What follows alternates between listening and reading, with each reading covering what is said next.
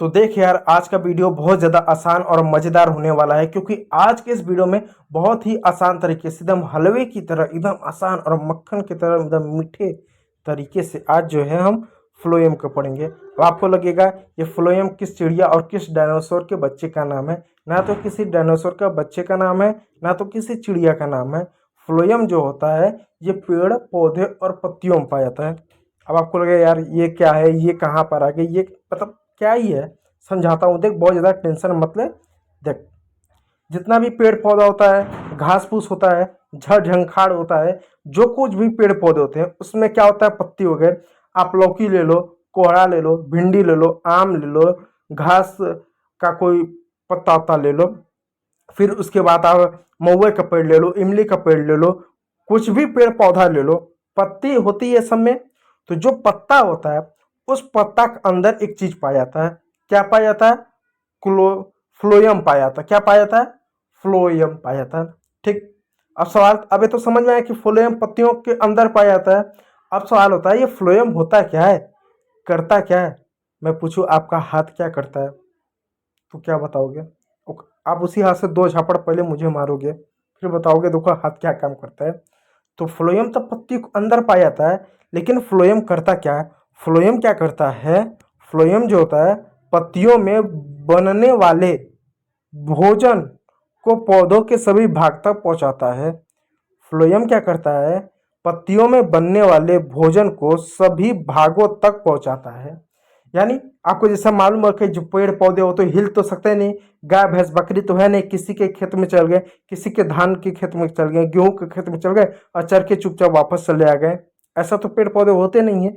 जहां पर लगा दिए तहां पर रह गए बेचारे, लटक गए, उसके आगे पीछे तो हिल नहीं सकते। तो उनको भोजन चाहिए। तो भोजन कैसे लेते हैं? तो भोजन दो ही चीज से लेते हैं। एक तो अपने जड़ों से लेते हैं, जड़ों से जो पानी हुआ, खाद हुआ, जो भी मिलता है वो ले लेते हैं।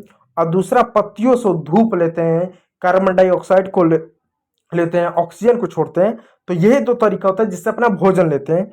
तो ये पत्तियों में फ्लोएम जो होता है ये क्या करता है, जब सूर्य की रोशनी, मतलब जब सूर्य की रोशनी से जब क्लोरोफिल जो होता है, क्योंकि पत्तियों में एक चीज पाया जाता है क्लोरोफिल, ये क्या करता है सूर्य की रोशनी रोशनी में ग्लूकोज बनाता है।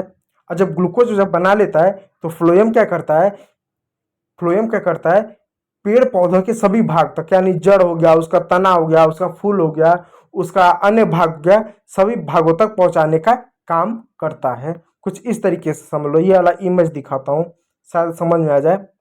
देखो, ये तो नीचे से ऊपर जा रहा है, अब इसको ऊपर से नीचे मान लो। ठीक है, इमेज लगाना मैं भूल गया हूँ। मान लो पत्ती है, इस पत्ती में जो भी खाना बना जड़ तक जाएगा, तने तक जाएगा, उसके फल फूल हर जगह आता है। ये क्या पत्तियां भेजते हैं, जिससे पेड़ पौधों का विकास होता है, ग्रोथ होता है, फल आता है, फूल आता है, आगे उनकी चीजें होती हैं।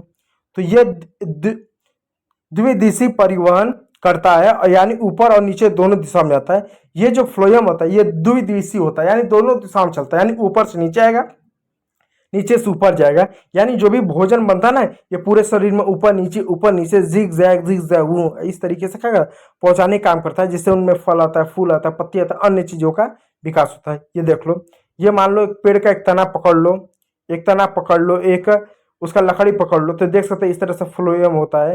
ये फ्लोएम हो जाता है, इसके कई सारे भाग हो जा रहे हैं। इन भागों को पढ़ो मत, बाद में पढ़ना, मतलब आपके लेवल का नहीं है। ठीक है, तो इसके मुख्य घटक जानते हैं। फ्लोएम के मुख्य घटक कौन कौन से है?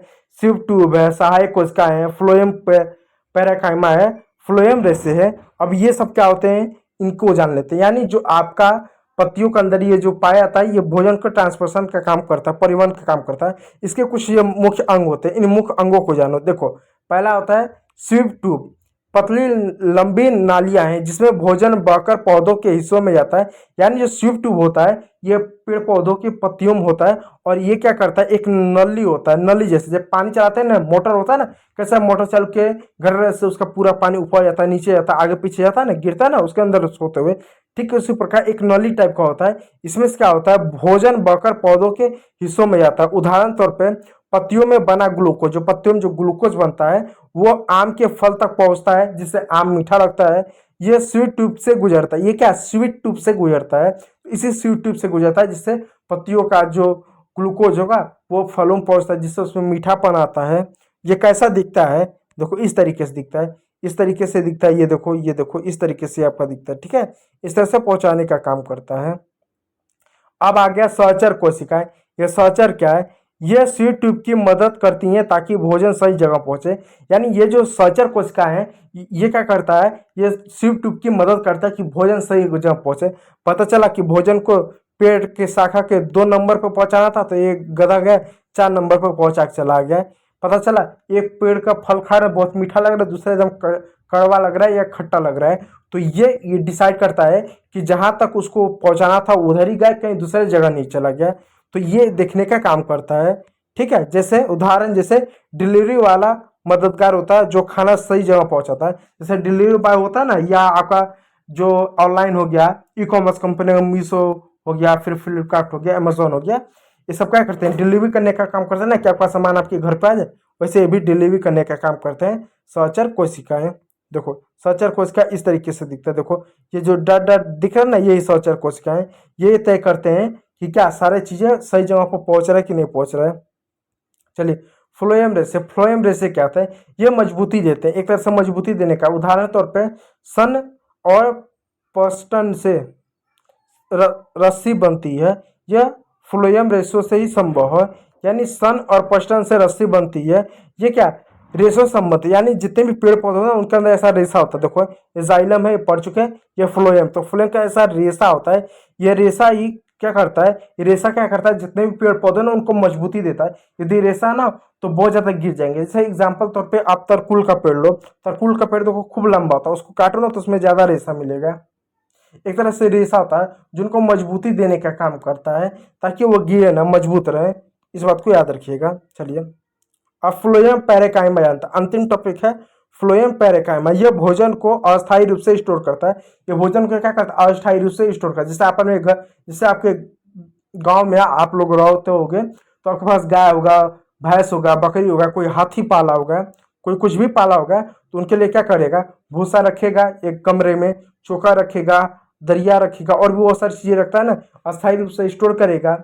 करता है कि नहीं करता है? ठीक उसी प्रकार जो पेड़ पौधा होता है, उस पेड़ पौधे में जो उनका भोजन हो गया, जैसे पानी हो गया, खनिज लवण हो गया, ग्लूकोज हो गया, यह अस्थायी रूप से उसको स्टोर करके रखता है, ताकि जरूरत पड़ने पर इनका प्रयोग किया जाता है।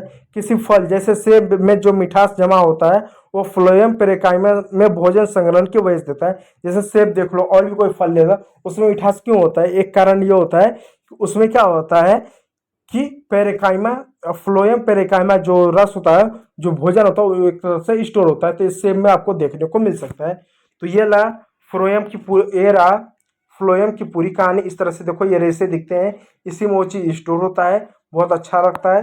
ठीक है, तो ये रहा फ्लोएम की पूरी कहानी कि फ्लोएम क्या होता है, कैसे पत्तियों में पाया जाता है, इसका क्या काम होता है, आपने विस्तार से पढ़ लिया। तो वीडियो अच्छा लगा तो लाइक कर दीजिएगा, चैनल को सब्सक्राइब कर लीजिएगा यदि चैनल पर नए। वीडियो देखने के लिए आप लोगों का बहुत बहुत धन्यवाद।